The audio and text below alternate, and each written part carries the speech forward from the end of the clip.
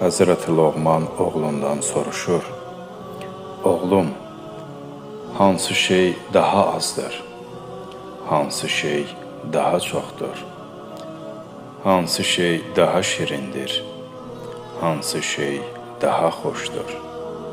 Hansı şey daha seviləndir? Hansı şey daha qorxuludur?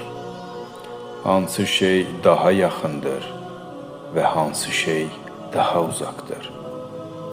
Oğlu cavab verə bilmir və Həzrəti Loğman buyurur: Ən az olan yəqindir, ən çox olan şey şəkdir.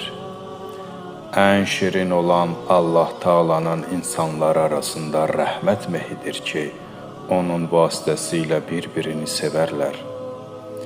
Ən xoş olan şey Allahın bəndələrini bağışlaması və insanların da bir-birini bağışlamasıdır. Ən sevilən olan sənin dostundur.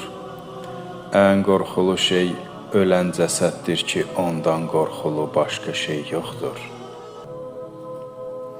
Ən yaxın olan şey axirətin dünyaya nisbətidir və ən uzaq olan dünyanın axirətə nisbətidir.